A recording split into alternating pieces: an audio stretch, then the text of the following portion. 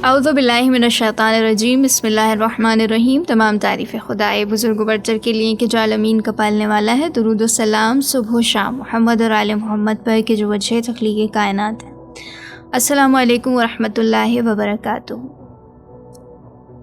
Programme مستورات کربلا میں آپ کو خوش آمدید کہتی ہوں۔ کربلا کی مستورات کا ذکر صرف تاریخ دہرانا نہیں، یہ اپنی روح کو جگانے کا سفر ہے، اور یہ سفر ہم آپ سامعین کے ساتھ طے کرنا چاہتے ہیں۔ یقیناً اس ماہ محرم میں آپ تمام سامعین ہمارے ساتھ ہوں گے۔ آئیے اس سفر کے لیے ایک قدم اور آگے بڑھاتے ہیں، اور چلتے چلتے ہم اس مقام پر آ پہنچے جہاں آج ذکر ہوگا اس بی بی کا کہ امامت کا چراغ گل ہونے کے بعد جو آنے والے امام کی محافظہ ہے، ثانیہ زہرا، شریکۃ الحسین، محافظ امامت، مبلغہ کربلا، عالمہ غیر معلمہ، زینت شیر خدا، یعنی زینب بنت علی سلام اللہ علیہا۔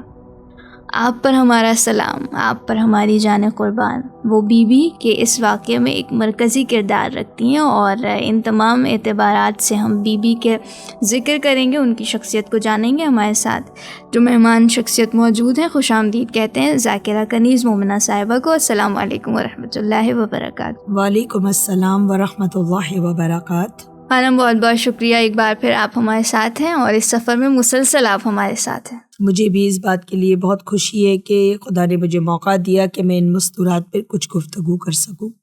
خانم، کسی بھی انسان کو پہچاننے کے لیے پہلا جو طریقہ ہے، پہلا جو قدم ہے، وہ اس کا خاندانی پس منظر ہے، اور بی بی سلام اللہ علیہ کے خاندان کو کون نہیں جانتا، مگر تذکراً اور ثواب کی خاطر ہم بی بی کے خاندان کا ذکر کرنا چاہیں گے۔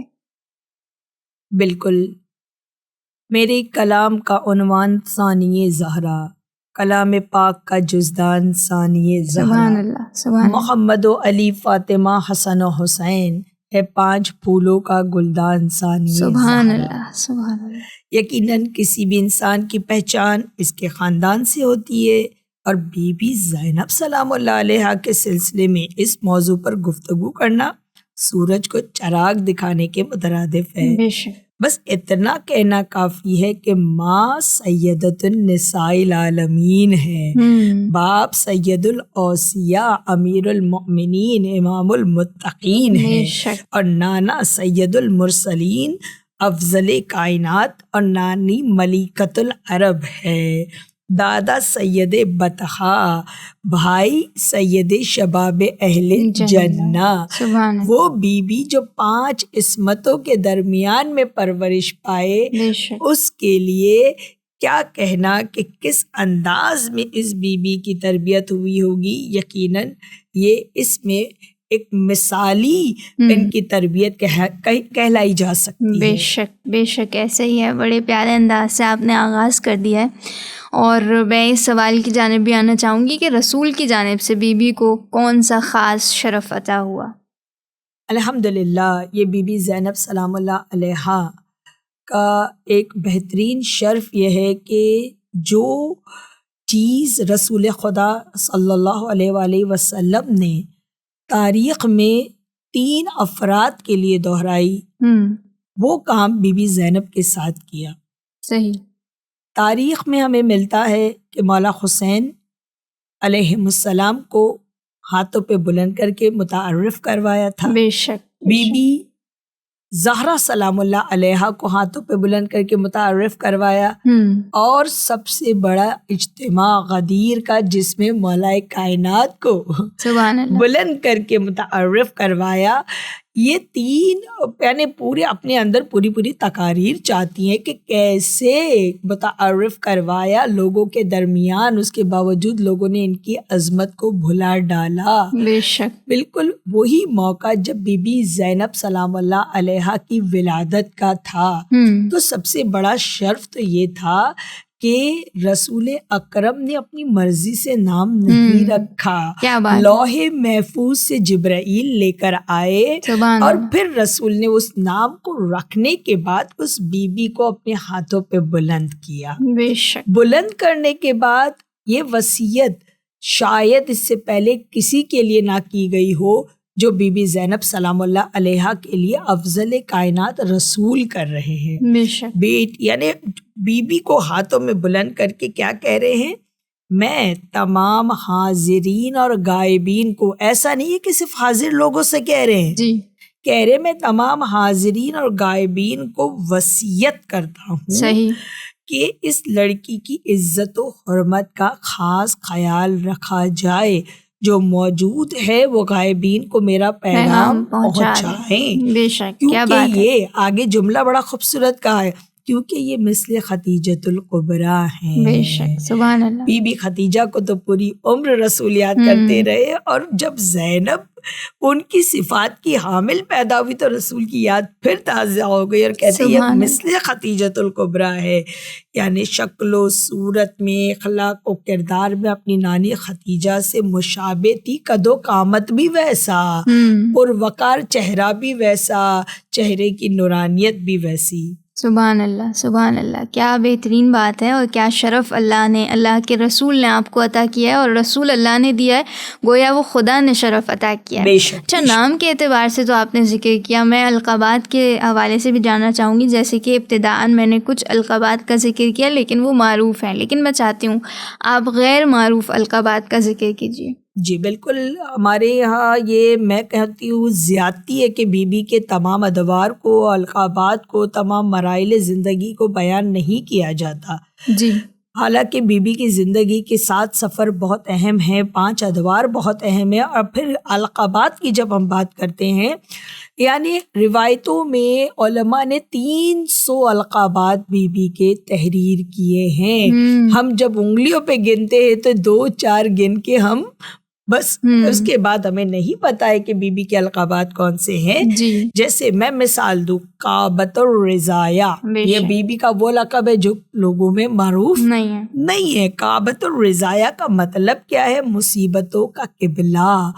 اب دیکھیں، ہم ہر کام کوشش ہوتی ہے قبلے کی طرف رخ کر کے کریں، بی بی جس طرف رخ کرتی تھی وہاں مصیبتیں پہلے سے موجود، یعنی وہ بی بی جو 5 سال کی عمر سے لے کر اپنے آخر وقت تک تمام مصائب کو برداشت کرتی رہی اور ام المصائب بن گئی۔ بے شک، یعنی کنیت ام المصائب بن گئی۔ مصائب کی ماں، سوچیے گا کیا مصیبتوں کا، یعنی کیا اندازہ ہم کر بھی نہیں سکتے۔ پھر بی بی کو نائبۃ الزہرا کہا گیا۔ صحیح، نائبۃ الزہرا، صحابہ کی عورتیں اکثر آپ کی، یعنی بی بی زینب کی رفتار، گفتار، کردار، عادات، اطوار، ان کے فضائل، ان کے مناقب دیکھ کر کہتی تھی یہ تو ثانی زہرا ہے، یہ تو ماں کی جانشین ہے، یہ تو ہو بہو ماں کی کاپی ہے۔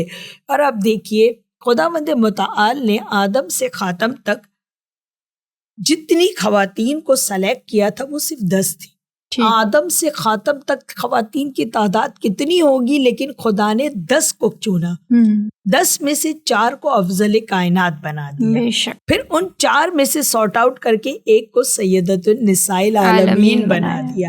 یعنی دنیا کی تمام خواتین کی کوئی نمائندگی کر سکتا ہے تو وہ بی بی زہرا سلام اللہ علیہا ہے، یعنی تمام خواتین سے افضل و برتر قرار دیا۔ لیکن کیا بعد زہرا کسی نے اس صفات کو اپنانے کی کوشش کی یا ویسا بننے کی کوشش کی جیسی بی بی تھی؟ تو اس کے لیے بڑا خوبصورت شعر ہے، یوں زمانے میں کوئی صاحب منصب نہ ہوا، بے شک، یوں زمانے میں کوئی صاحب منصب نہ ہوا، یعنی ہم رتبہ بنت اسد رب نہ ہوا، یعنی جو یعنی فاطمہ بنت اسد کو جو رتبہ ملا تھا نا کعبے میں، جو مہمان نوازی کی تھی، وہ کسی کو نہ مل پائی، یعنی ہم رتبہ بنت اسد رب نہ ہوا۔ بعد زہرا تو ہوئی، بعد زہرا تو ہوئی ثانی زہرا زینب، بے شک، بعد زینب پھر کوئی ثانی زینب نہ ہوا۔ واہ واہ، کیا یعنی آپ سوچئے کہ اس طرح سے ماں کی شبیہ بن گئی کہ ثانی زہرا کہلائی۔ ثانی کہتی دوسری زہرا کو، یعنی اتنے کمالات، اگر اس بی بی کو پوری دنیا سے خدا نے چنا ہے کمالات کی بنا پر، تو آپ کہہ سکتے کہ یہ دوسری زہرا ہے، الحمدللہ۔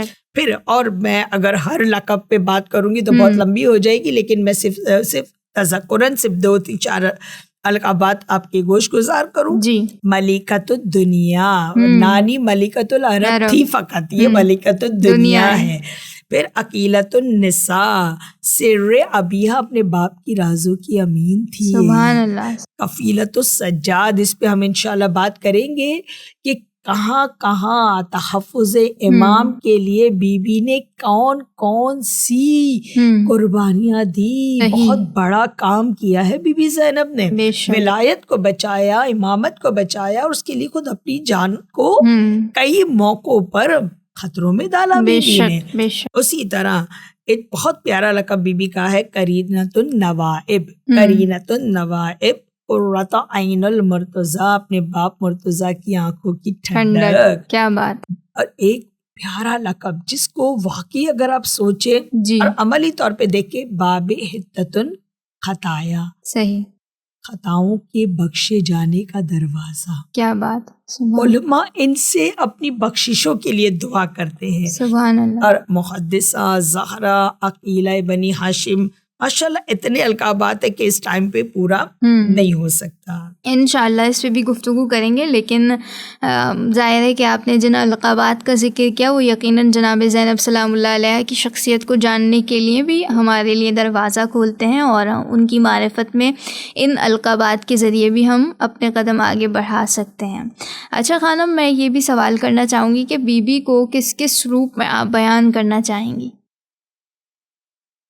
یہ اتنا مشکل ترین مرحلہ ہے کہ بی بی ہر روپ میں ہی بڑی بے مثال ہے. سبحان اللہ، بے شک، لاجواب ہے. لاجواب الحمدللہ. یعنی ایک عورت کے جو 4 روپ ہے، چاہے وہ بیٹی کے روپ میں ہو، بیوی کے روپ میں ہو، بیوی کے روپ کے بعد ماں کے روپ میں ہو، بہن کے روپ میں ہو، الحمدللہ اس بی بی نے تمام روپ کو ایسا نبھایا کہ رہتی دنیا تک عورت کے لیے مثال قائم. بے شک، بے شک. اب دیکھیے بی بی یعنی جو زہرا، جو ان کی ماں تھی، 5 سال کی تھی کہ ان کی ماں دنیا سے رخصت ہو گئی. صحیح.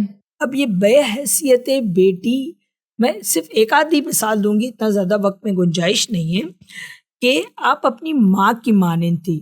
جس طرح بی بی خدیجۃ الکبریٰ دنیا سے گئی تو جناب زہرا سلام اللہ علیہ 5 سال کی تھی، اور بعد خدیجۃ الکبریٰ اپنے باپ کی اتنی خدمت کی کہ وہ لقب پا لیا جو آج تک کسی بیٹی نے نہیں پایا، ام ابیہا بن گئی. اپنے باپ کی ماں ایسی خدمت کی 5 سال کی عمر میں. لیکن اگر اس کے مقابلے میں بی بی زینب سلام اللہ علیہ کی ایز بیٹی خدمت کو آپ ملاحظہ کریں تو وہ بھی 5 سال کی تھی جب ان کی والدہ دنیا سے گئی ہیں، اور باقاعدہ وصیت کی تھی کہ بیٹی زینب، یہ تیرے بھائی بہن تیرے حوالے ہیں، گھر تیرے حوالے ہے، بابا کی تجھے خدمت کرنی ہے، بابا کو تجھے حوصلہ دینا ہے. اب آپ سوچئے بی بی زہرا سلام اللہ علیہ نے باپ کی فقط خدمت کی، ام ابیہا بن گئی. انہوں نے پورا گھر سنبھالا، بڑے بھائیوں کی بھی، چھوٹی بہن کی بھی، اور باپ کی بھی دلجوئی کی. اور وہ ٹائم پیریڈ جو مولا کائنات کے لیے بڑا سخت، وہ 25 سال جو مولا نے خانہ نشینی میں گھر میں گزارے، اور مولا کا جملہ تھا کہ میں نے یہ جو سال گزارے نا ایسے تھے کہ آنکھ میں کانٹا ہو، گلے میں ہڈی ہو. کتنا مشکل ترین کام ہے، آنکھ میں کانٹا اور گلے میں ہڈی. مولا کہتے میں نے وہ وقت گزارا، اور اس وقت میں سب سے بڑی جو معاون اور مددگار تھی وہ بیٹی زینب تھی، جس نے قدم قدم پہ اپنے باپ کو حوصلہ دیا. بے شک ایسا ہی ہو. جس انداز سے آپ بیان فرما رہی ہیں کہ بی بی کا کوئی بھی روپ ہو، ہر روپ احسن طریقے سے انہوں نے انجام دیا ہے. جی بالکل. ایک روپ رہ جاتا ہے، ہم بیوی کو بھی بتا دیتے تاکہ پھر انشاءاللہ. بالکل. میں چاہوں گی اس پر روشنی ڈالیے گا. جی دیکھیے، جیسے کہ ابھی ہم نے کہا ہر روپ منفرد ہے. بیٹی کے روپ میں بھی منفرد ہے، بیوی کے روپ میں بھی منفرد ہے. یہ رہتی دنیا کی مستورات کو بیوی کے روپ میں بی بی پیغام دے گئی. اور اتنا اچھا پیغام. شادی کے بعد جب آپ شوہر کے گھر گئیں تو آپ کو امور خانہ داری میں دقت ہی محسوس نہ ہوئی؟ بے شک. تمام فرائض کو احسن طریقے سے عمدگی کے ساتھ ساتھ اور خوش اسلوبی سے انجام دیا. یہاں پہ میرے اور آپ کے لیے ایک پیغام ہے. صحیح. ہر دنیا کی بیٹی کے لیے پیغام ہے اور ہر ماں کے لیے پیغام ہے کہ اگر ماں اپنی بچی کو امور خانہ داری میں اگر ماہر کر دے جی. تو اس کو شوہر کے گھر جا کے کوئی تکلیف نہیں ہوتی اور احسن طریقے سے وہ اپنے گھریلو ذمہ داریوں کو ادا کر سکتی ہے. اب سیدہ کی بیٹی کتاب کا نام ہے جس میں رازق الخیری یہ جملہ لکھتے ہیں جس کا بس میں تھوڑا سا ٹکڑا پڑھوں گی، جس میں وہ کہتے ہیں کہ بی بی زینب کی سلیقہ شعاری میں یہ عادت تھی کہ وہ بیکار چیزوں کو گھر میں نہ رکھتی، کھانا خود پکاتی، ضرورت کے اعتبار سے پکاتی اور وقت پر تیار کرتی. ان کا دسترخوان ہمیشہ مہمانوں سے سجا رہتا. سبحان اللہ. ماں اصحاب صفہ کے لیے روٹیاں پکاتی، اتنی چکی پیستی کہ ہاتھوں میں چھالے پڑ جاتے. ماں کو دیکھا تھا تو اب اتنے مہمانوں کے لیے خود کو کھانا تیار کرنا مشکل نہیں تھا، اپنے ہاتھوں سے کام کرنا. اور سوچئے ان کے شوہر عبداللہ ابن جعفر طیار یہ مدینہ کے 7 عمرہ میں شامل تھے، غنی لوگوں میں شامل تھے. وقت کا خلیفہ ان سے قرض لیتا تھا اور اتنے مالدار ہوئے کیسے تھے؟ رسول کی دعا سے. یقیناً یہ موضوع کسی وقت بیان کریں گے کہ رسول نے کب دعا دی تھی. لیکن اگر آج کے معاشرے میں کسی کا شوہر اتنا امیر نہ بھی ہو، تھوڑا بہت بھی اسٹیٹس والا ہو، تو پھر تو اس کے لباس کی، ان کے کاموں کے، ان کے کھانے کے اسٹائل آپ دیکھیے. لیکن بی بی اتنی مالدار ہونے کے باوجود مثل خدیجۃ الکبریٰ ہے کہ جس نے اپنی ساری دولت اسلام کے نام پہ دی اور ایک جوڑا جو سونے اور چاندی کے تاروں سے بنا ہوا پہنتی دوبارہ نہ پہنتی. شیب ابی طالب میں ایک ہی جوڑے میں 3 سال نکال دیے. انہی کی یہ مثل تھی کہ بی بی زینب نے کبھی نہ کپڑوں پہ، نہ کھانوں پہ، نہ یعنی ہر چیز میں سادگی کا اظہار کیا، باوجود کہ اتنی زیادہ دولت مند تھیں.